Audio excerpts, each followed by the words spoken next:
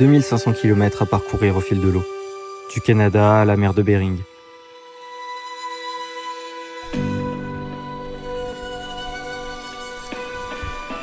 Durant 60 jours, à travers la nature sauvage de l'Alaska.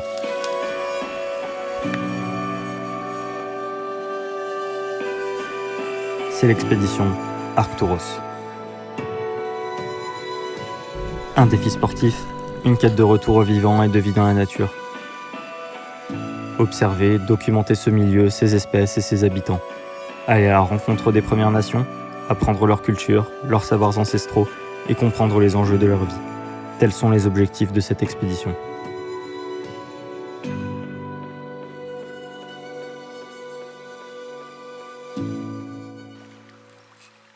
Nous sommes fin mai. La neige vient de disparaître, la glace a été emportée par la débâcle. C'est à Whitehorse, au Canada, que l'aventure commence.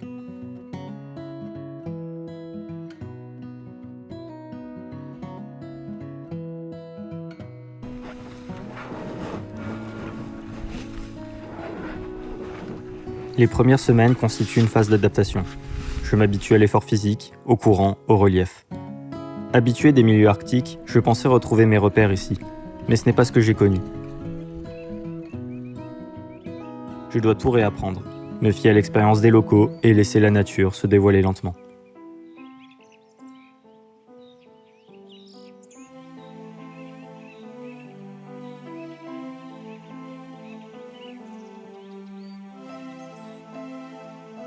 Hey, j'avais un doute depuis le début, mais c'est bien des planeurs. Ah, stylé, c'est le premier que je vois. Ah, il est repassé. Il y a des écureuils volants. Je suis content d'en voir.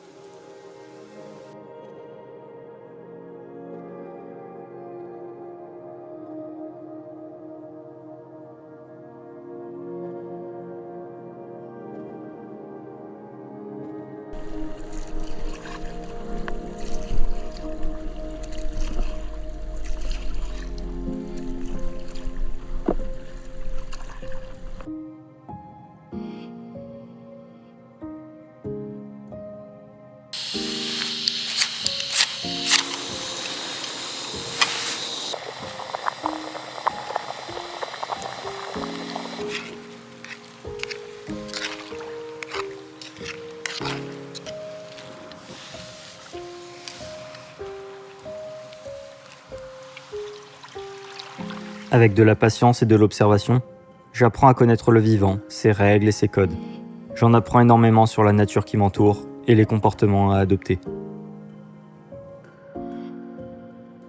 Ça, c'est un bon gros castor qui est passé. Fatasse le castor. Hein.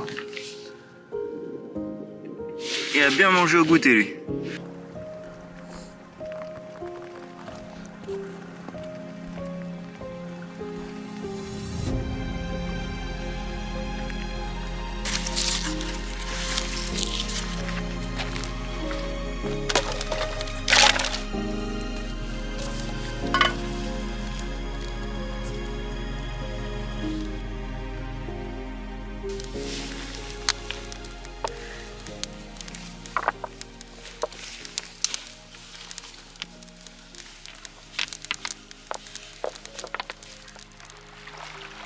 L'expédition ne doit pas être une conquête du vivant.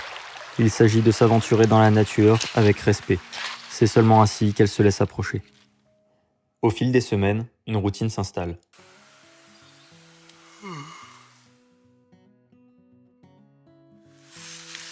Le matin, je me lève vers 6 heures, je prépare le thé et mange quelques fruits secs.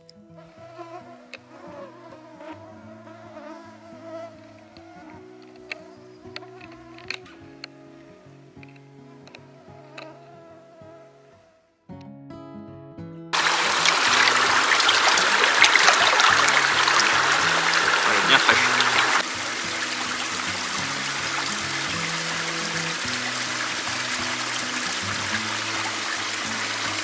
Il faut ensuite démonter tout le camp et charger les sacs sur le packraft. Cela me prend presque 1 heure chaque matin.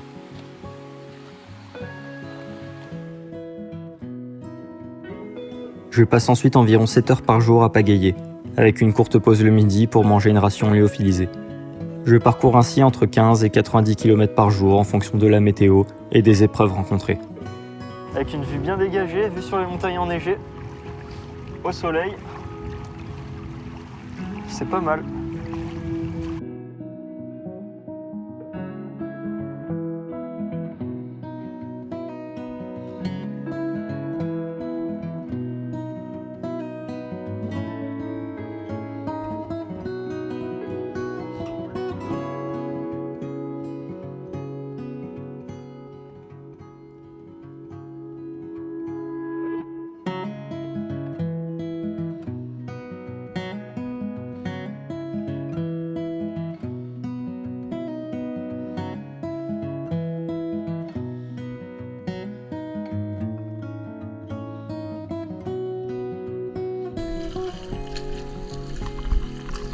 Le remous.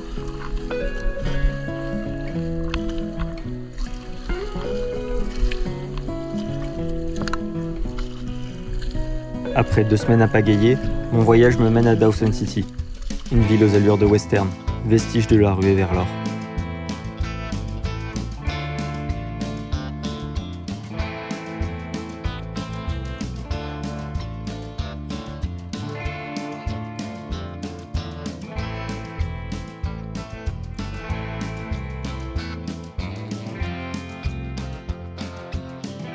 C'est ma dernière occasion de faire des provisions.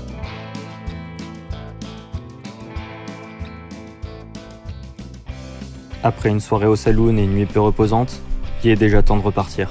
Les grands espaces m'appellent.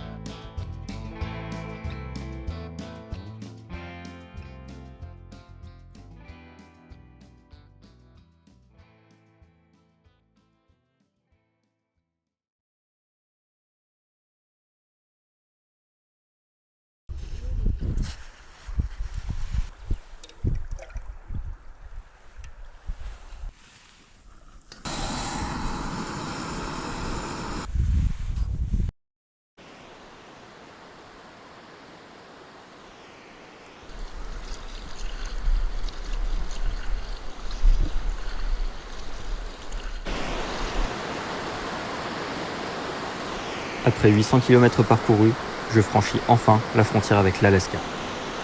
Ce territoire sauvage, hostile pour certains, d'une infinie beauté pour d'autres, me fascine depuis toujours. C'est un rêve d'enfant de me retrouver ici. L'Alaska représente pour moi une terre d'aventure et de liberté. Ce passage de frontière symbolise le véritable début de l'aventure, comme si les dernières semaines n'avaient été qu'une introduction. Et rapidement, les premiers grizzlies se dévoilent. La rencontre est si furtive que je n'ai pas eu le temps de les filmer, mais je découvrirai leurs voisins au fil des jours et semaines. Ours bruns et ours noirs, élans, chèvres de montagne, pigargues, castors, loups, porcs-épics et bien d'autres animaux vivent ici, et les rencontres sont quotidiennes. Les rencontres avec les élans notamment deviennent très régulières. Sur le fleuve, on parle de Yukon Time.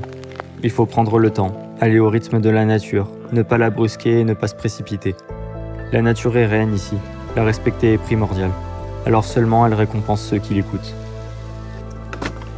Cette règle, les Premières Nations l'ont bien comprise. Toute leur philosophie, leurs rites et leur vie sont basés sur ce respect et cette entente avec la nature qui les entoure. Il a beau faire un temps dégueulasse, ça fait plaisir de voir ce genre de choses.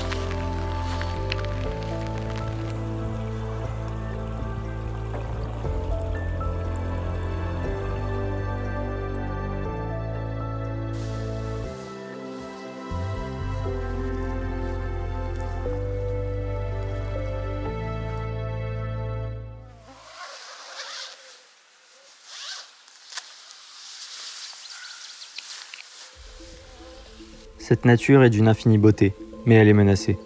Les effets du changement climatique sont particulièrement visibles à ces latitudes. Je suis témoin de la fonte du permafrost qui dégrade les sols. Les arbres s'effondrent, la forêt devient ivre. C'est d'ailleurs un danger qui m'oblige à rester loin des berges. La glace qui fond et l'érosion provoquent d'énormes éboulements constants, emportant des parcelles de forêt. Les villages se font emporter par les eaux, les parasites se répandent et les saumons se font de plus en plus rares. Toute la chaîne alimentaire en est impactée, et également les hommes qui vivent ici. La fonte du permafrost libère des gaz inflammables, et la tourbe séchée entraîne de nombreux incendies qui emportent d'immenses surfaces de forêt. Il m'arrive de pagayer plusieurs jours à travers des forêts dévastées où désormais les oiseaux ne chantent plus. Il faudra des siècles avant que cette forêt primaire ne se reconstitue pleinement.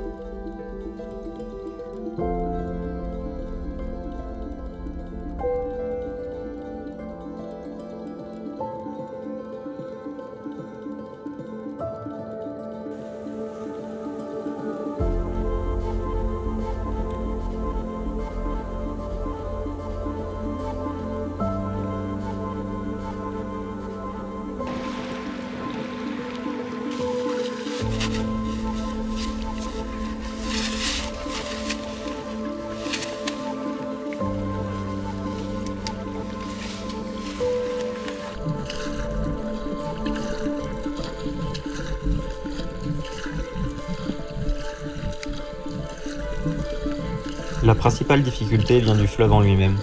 Les courants et les siphons sont un vrai danger. Dans les villages, les locaux me racontent des histoires horribles de morts et de canoës se faisant aspirer vers le fond.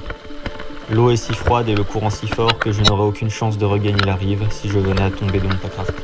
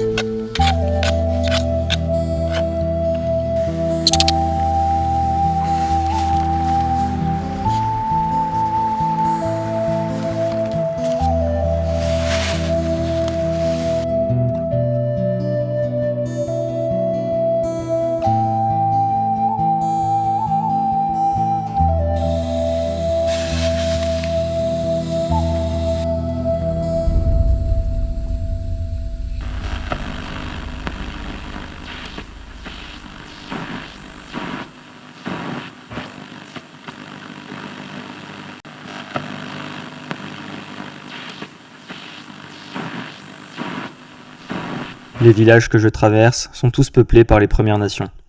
Je rencontre ainsi les tribus Tochon, Han, Gwich'in, Tanana, Koyukon, Kuskokwim, Olikachuk et Degzinag, qui forment le peuple athabascan et dont les langues et cultures se ressemblent. En me rapprochant de l'océan, je rencontre également les peuples Yupik et Inupiaq, qui font partie de la confédération Inuit et dont la culture et le dialecte est bien différent.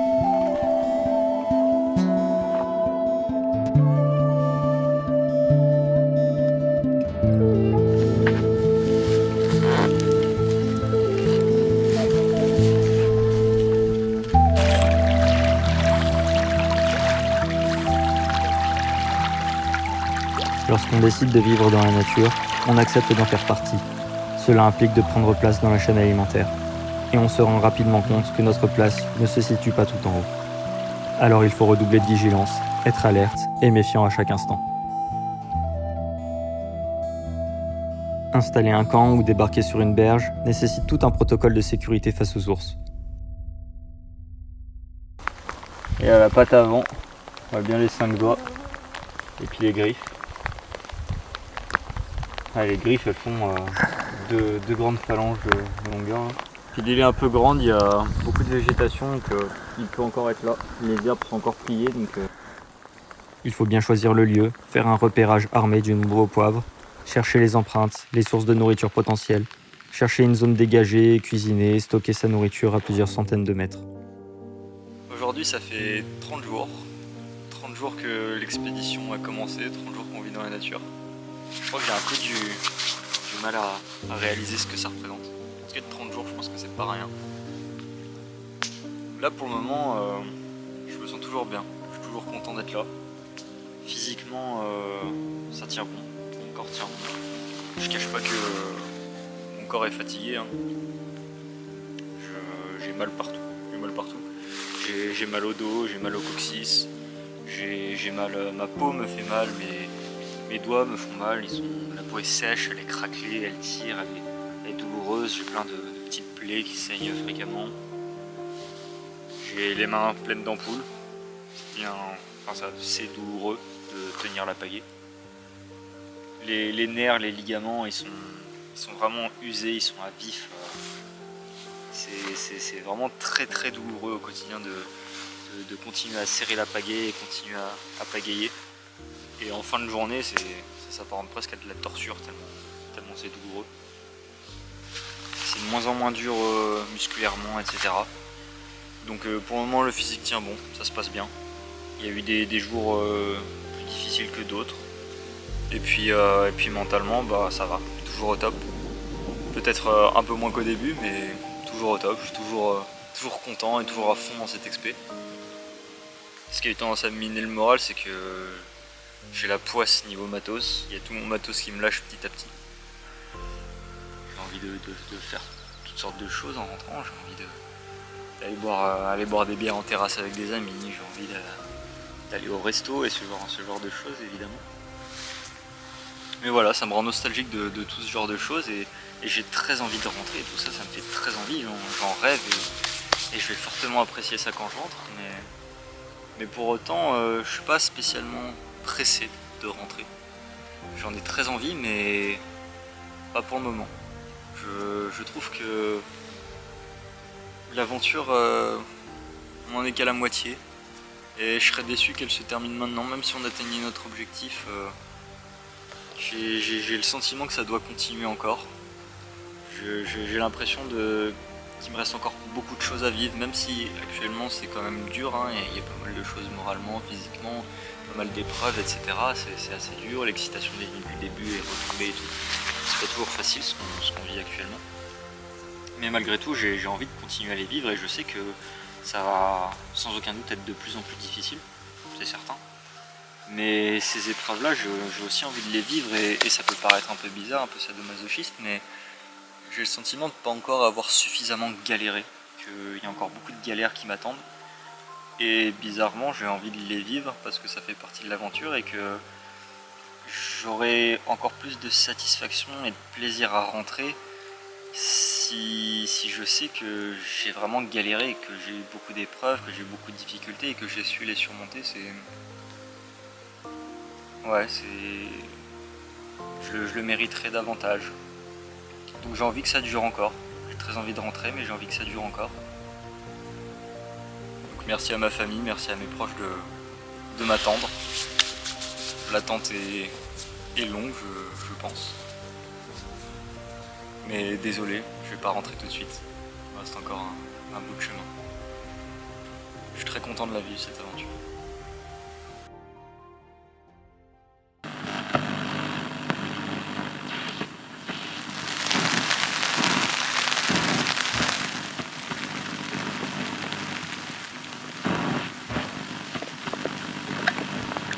C'est parti pour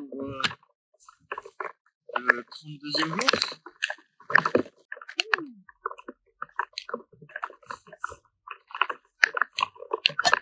Avec une motivation très déplaçante. Le soleil disparaît La température chute et le vent s'enhardit. La tempête éclate. Les vagues gigantesques qu'il m'est impossible de filmer me secouent dans tous les sens.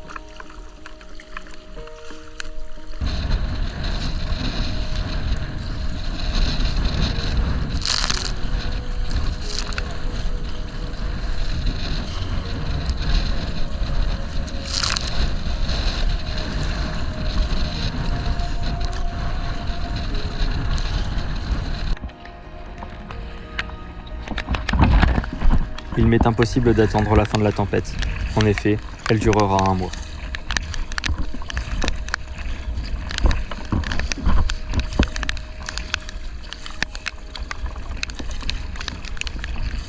Alors chaque jour, il faut avancer, malgré le tumulte, malgré les vagues. Trempé en permanence, je suis frigorifié et lutte chaque jour contre l'hypothermie.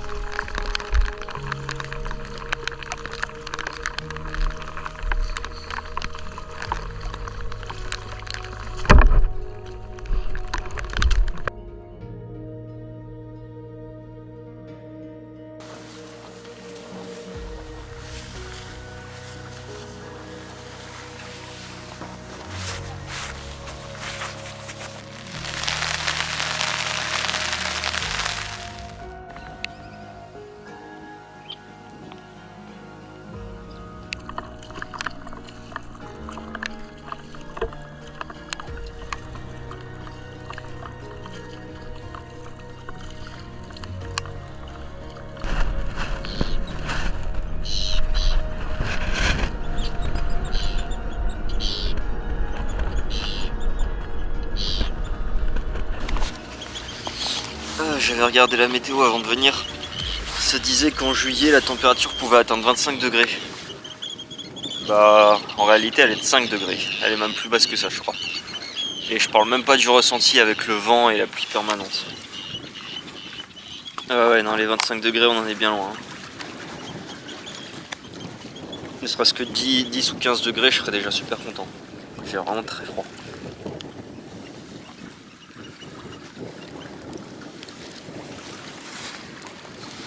Ah, c'est le genre de petits plats qui sont un peu réconfortants quand même.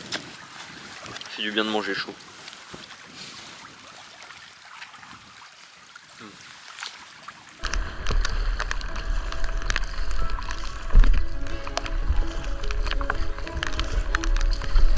De jour en jour, le sang a de plus en plus de mal à circuler dans les extrémités, et les articulations montrent des signes de faiblesse. Les membres sont engourdis, ils ne répondent alors plus et la douleur devient atroce.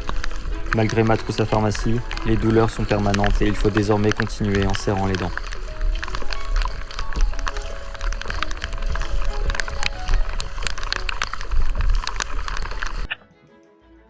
Et là, je vais c'est la première fois que j'ai du soleil en 3 semaines, même un mois. Wouhou! Ça fait trop du bien. Ça peut paraître rien du tout, mais c'est si agréable de voir du soleil. Et de voir le ciel bleu. C'est un bien fou. Qu'est-ce que ça fait? Sentir la chaleur du soleil.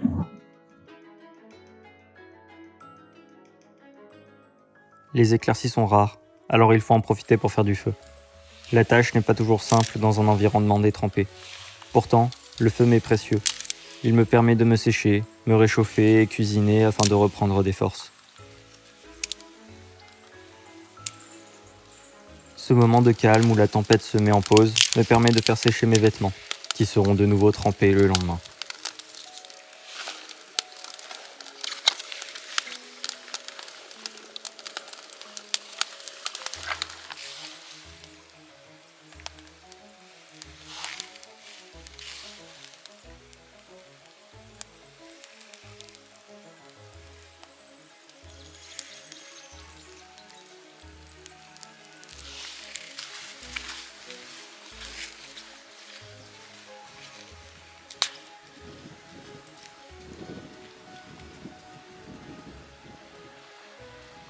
Il n'y a aucun endroit sec ici.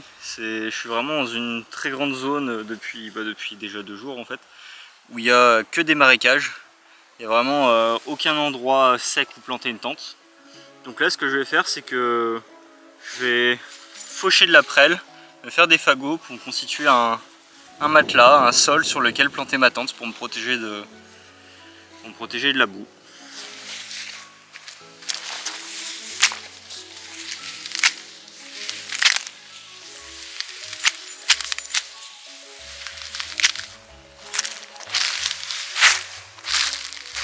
Parfois, la solitude me pèse, alors je parle seul, je chante.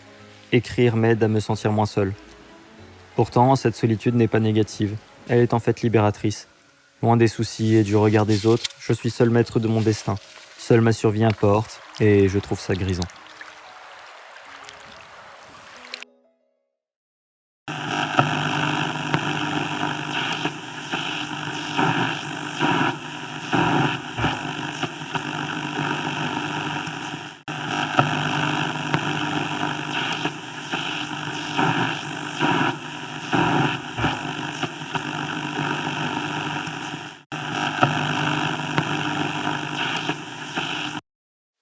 Je viens de me réveiller. Aujourd'hui c'est le 50e jour. 50 jours que je suis sur le fleuve. Et normalement j'atteins Aymonnac aujourd'hui. Donc ça c'est vraiment chouette. J'y serai enfin. Je vais y rester je pense, je sais pas, quelques jours. Ça se trouve qu'une après-midi, je sais pas, le temps qu'il faudra pour trouver un petit moyen de continuer ensuite jusqu'à la mer de Bering. Il y a quelques questions logistiques qui se posent, donc il va falloir que je fasse une pause à Aymonnac pour réfléchir à ça, et puis aussi pour contacter les proches, etc. avant de poursuivre. Mais voilà, aujourd'hui je serai à Aymonnac.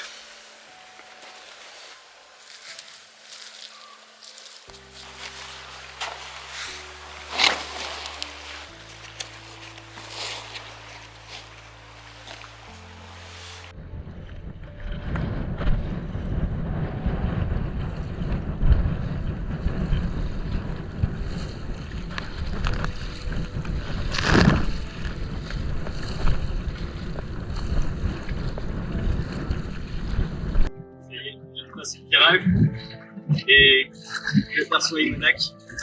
Et au moment où je passe le virage, j'aperçois le village. Oh, c'est une vague d'odeur qui m'arrive, une odeur de mer, une odeur de sel, une odeur iodée, une odeur de poisson. Ça c'est bon, ça veut dire que la récolte est là. C'est vraiment c'est plaisir de voir le village au loin. Ça y est.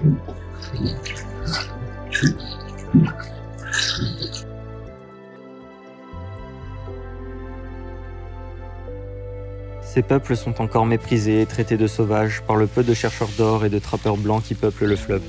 Pourtant, ils sont d'une gentillesse incroyable.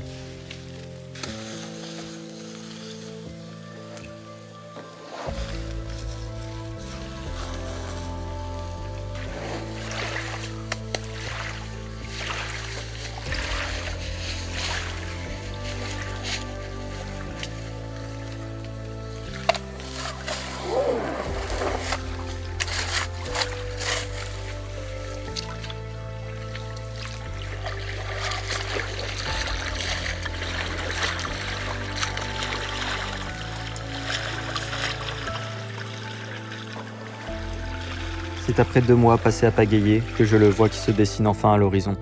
L'océan.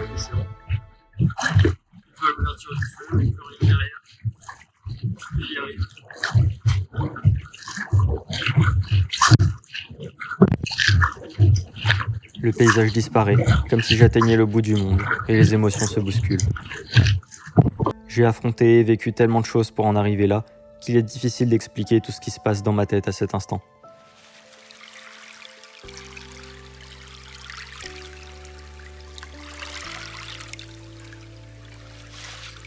Et voilà, j'y suis, je viens d'arriver. Derrière moi, c'est l'océan Pacifique. Et là, je suis sur la dernière île avant la Russie. Je suis arrivé. Et juste ici, juste derrière moi, arrive le bateau d'un local d'Aymonnac qui vient me chercher. Parce que sinon, je suis vraiment perdu ici. Vraiment seul au monde. Donc voilà, mon retour vers la civilisation qui arrive. Mon voyage qui s'achève là.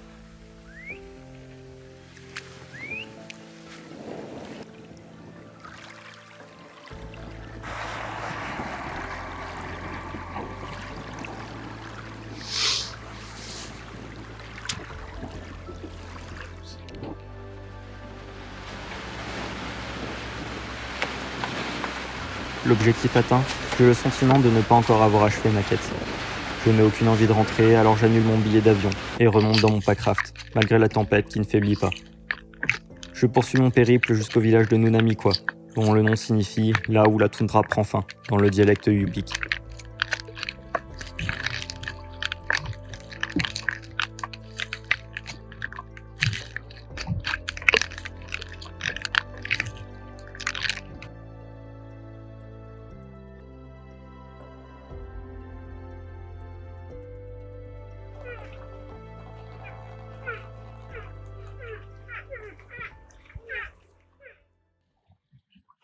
Je suis plus si loin de Nunamikwa. Nunamikwa qui doit être quelque part par là, derrière cette ferme, quelques kilomètres de là. Et que je dois complètement tourner. Et là, face à moi, ce que je vois, c'est la fin du Yukon. C'est là où il jette dans l'océan, là, face à moi, c'est l'océan que je vois. Il n'y a plus rien en face. Donc j'atteins la mer de Bering pour la deuxième fois. Première fois via un petit bras secondaire du Yukon. Et cette fois, via le Yukon en lui-même, son bras principal.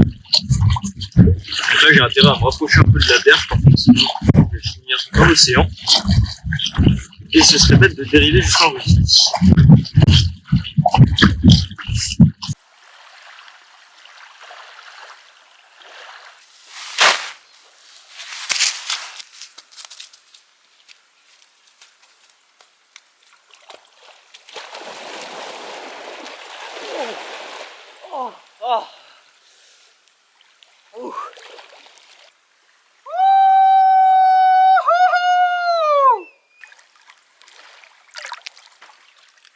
Là il vient de se passer un truc de ouf. J'étais sur la berge qui est juste derrière moi et j'entends un bruit de respiration que j'ai déjà entendu cette nuit pendant la nuit. J'ai été réveillé plusieurs fois par ce bruit et je me suis dit ça ressemble de ouf à un bruit de respiration de baleine quoi.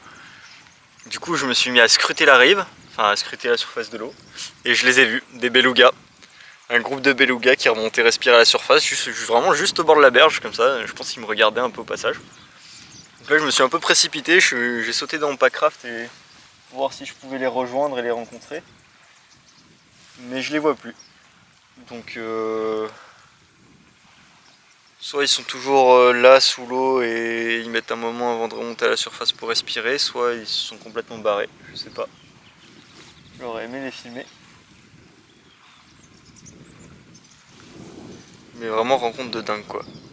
Mais du coup ce que j'ai entendu cette nuit qui m'a réveillé, c'était bien des belugas qui étaient juste à côté de ma tente alors. Exactement le même bruit. C'est dingue, je suis trop content. Ça c'est vraiment une jolie récompense pour la deuxième arrivée à l'océan quoi. Ah, ils sont là-bas. Je vais essayer de me rapprocher.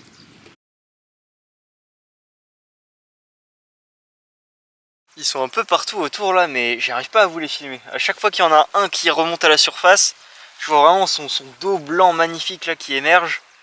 Ou alors sa tête qui me regarde. Mais à chaque fois, le temps de pointer la caméra dans la direction et paf, il est reparti sous l'eau. J'arrive pas à les filmer. Mais c'est dingue, c'est incroyable. Les émotions que ça procure de les voir là, c'est magnifique. C'était trop ouf. À un moment donné, il y en a un qui est sorti comme ça. Il a sorti sa tête de l'eau. C'était même pas pour respirer, c'était juste pour me regarder. Il était à 15 mètres de moi celui-là. Je pense que c'est le plus proche qui s'est approché. Et j'ai vraiment vu son œil me regarder quoi. Je l'ai regardé, il m'a regardé, il y a nos regards qui se sont croisés quoi. C'était fou. C'était juste fou. J'arrive pas à réaliser que... Enfin si, je réalise, justement, c'est dingue, c'est ce qui m'excite, c'est que je le réalise. J'ai croisé le regard avec un beluga quoi, c'est pas rien. Peut-être ils s'en foutent, mais moi je trouve ça ouf, je trouve ça dingue. J'ai pas de réseau, j'ai rien, mais j'ai trop envie d'appeler des potes, d'appeler ma meuf, d'appeler ma famille pour leur dire j'ai croisé un beluga, putain. J'ai regardé dans les yeux. J'ai envie de le partager, ça. Je suis trop triste, j'ai le seum d'être tout seul là. J'ai envie de le partager, ça.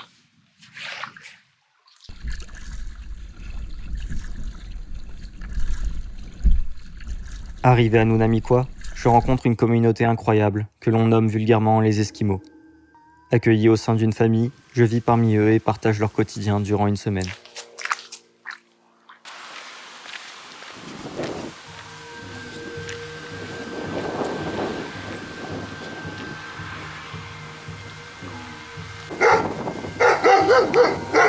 J'ai la chance de partager de nombreux moments de vie. Dans les saunas, les langues se délient et j'en apprends énormément sur les enjeux et pressions que subissent ces peuples.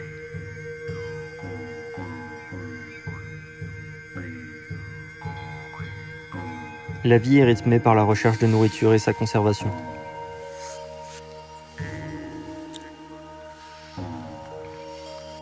Les Yupik m'enseignent leur culture et m'apprennent à chasser le phoque à la lance, à le préparer et le cuisiner.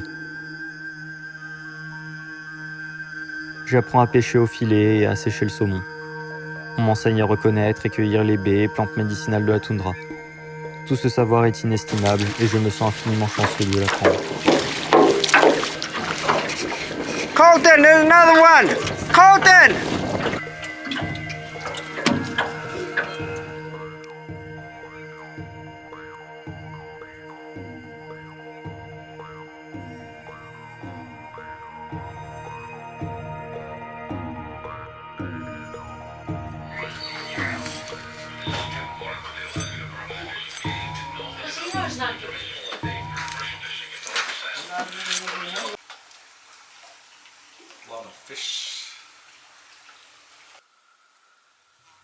Je suis présent lors des moments en famille, lors des fêtes et cérémonies.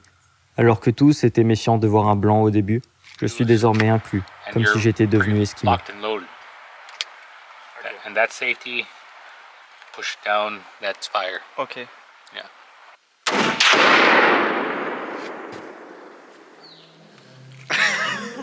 Les habitants, vivant en autosuffisance, m'expliquent des larmes aux yeux la disparition de leur monde.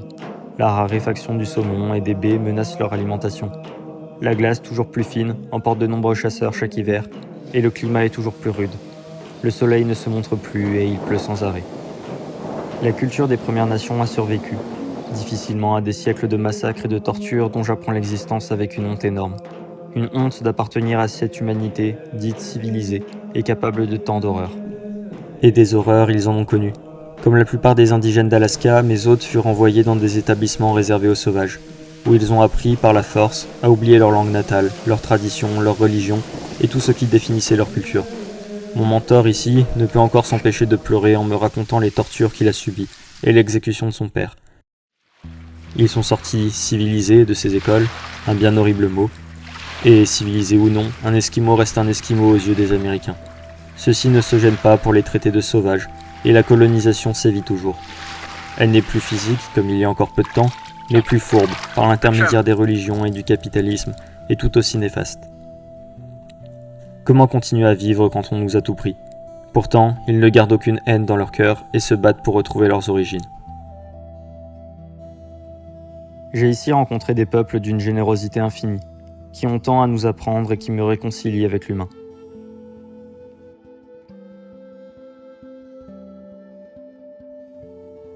La beauté de la nature n'a d'égal que sa dangerosité et sa générosité. J'ai vu sa force et sa fragilité. Loin de toute civilisation, la nature arctique, dans son immensité, me rappelle chaque jour à quel point je suis insignifiant et vulnérable. Mais elle me confirme, par ses dons, que l'audace est toujours récompensée.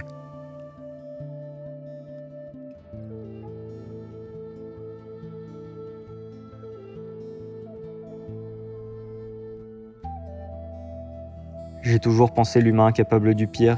Ici, j'ai découvert qu'il pouvait aussi être capable du meilleur.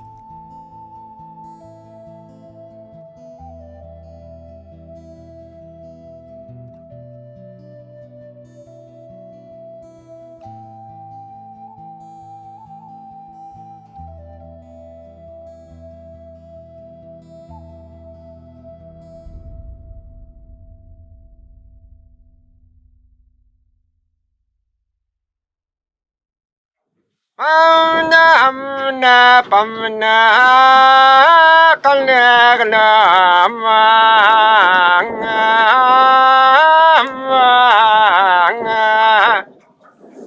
na look na kunahanna kailut malikta ko atuluko jona kan tan kay naktok